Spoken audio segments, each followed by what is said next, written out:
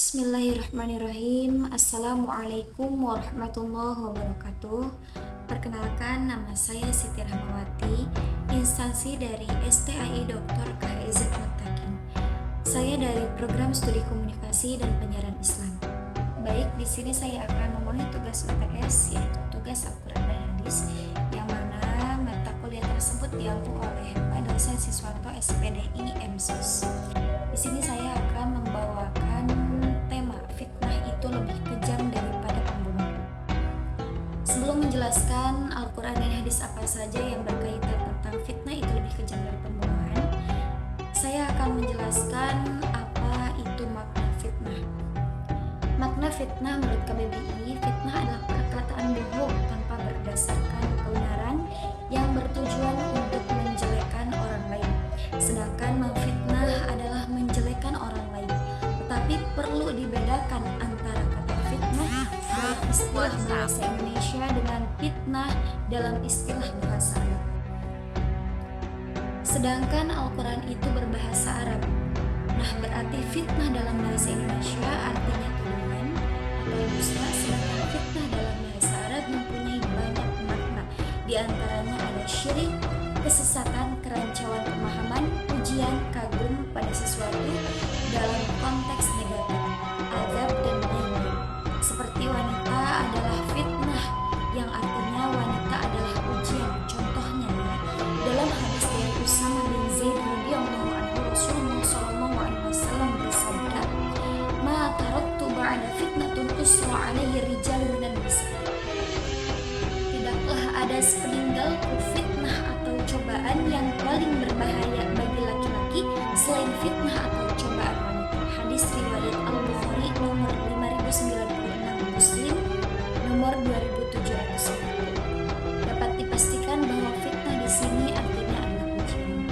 Yang berikutnya adalah landasan. Ulama tafsir terkemuka Imam At-Tabari menyatakan bahwa yang dimaksud fitnah di sini adalah perbuatan syirik, sehingga dikatakan bahwa syirik lebih besar dosanya dari pembunuhan. Imam At-Tabari juga menjelaskan bahwa asal makna dari fitnah adalah al-ibtila dan al-ikhtibar, yaitu ujian atau cobaan. Sehingga maksud ayat kata Ibnu Jarir At-Tabari menguji seorang mukmin dalam agamanya sampai ia berbuat syirik pada Allah. Setelah sebelumnya berislam, itu lebih besar dosanya daripada memberikan bahaya dengan membunuhnya. Baik, dalam Al-Quran surat Al-Baqarah ayat 191 sudah dijelaskan yang artinya, "Dan bunuhlah mereka di mana kamu temui mereka, dan usirlah mereka dari mana mereka telah mengusir kamu, dan fitnah itu lebih kejam dari pembunuhan. Dan janganlah kamu perangi mereka di Masjidil Haram, kecuali jika mereka memerangi kamu di tempat itu. Jika mereka memerangi kamu, maka perangilah mereka. Demikianlah balasan bagi orang kafir." Quran surat Al-Baqarah ayat 191. Lalu dijelaskan juga dalam Quran surat Al-Baqarah ayat 217 yang artinya, "Mereka bertanya kepadamu Muhammad tentang berperang pada bulan haram. Katakanlah, berperang dalam bulan itu adalah dosa besar, tapi menghalangi orang dari jalan Allah, ingkar kepadanya, atau menghalangi orang masuk Masjidil Haram dan mengusir penduduk dari sekitarnya lebih besar dosanya dalam pandangan Allah. Sedangkan fitnah lebih kejam daripada pembunuhan. Mereka tidak akan berhenti memerangi kamu sampai kamu murtad atau keluar dari agama. Jika mereka sanggup, barang siapa murtad di antara kamu dari agamanya, lalu dia mati dalam kekafiran, maka mereka itu sia-sia amalnya di dunia dan di akhirat, dan mereka itulah penghuni neraka. Mereka kekal di dalamnya." Lalu dijelaskan juga dalam Quran surat Al-Baqarah ayat 193 yang artinya, "Dan perangilah mereka itu sehingga tidak ada fitnah lagi, dan sehingga ketaatan itu hanya semata-mata untuk Allah. Jika mereka berhenti dari memusuhi kamu, maka tidak ada permusuhan lagi kecuali terhadap orang-orang yang zalim." Lalu dijelaskan kembali dalam Quran surat An-Nisa ayat 91, "Kelak akan kamu dapati golongan-golongan yang lain yang menginginkan agar mereka hidup aman bersamamu dan aman pula bersama kaummu. Setiap kali mereka diajak kembali kepada fitnah atau syirik, mereka pun terjun ke dalamnya. Karena itu, jika mereka tidak membiarkan kamu dan tidak mau menawarkan perdamaian kepadamu, serta tidak menahan tangan mereka dari memerangimu, maka tawanlah mereka dan bunuhlah mereka di mana saja kamu temui.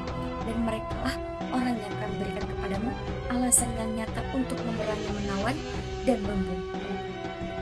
Lalu dijelaskan juga dalam Al-Quran surat Al-Buruj ayat 10, sungguh orang-orang yang mendatangkan cobaan atau bencana atau menyiksa kepada orang-orang yang laki-laki dan perempuan, lalu mereka tidak bertobat, maka mereka akan mendapat azab jahanam dan mereka akan mendapat azab neraka yang membakar.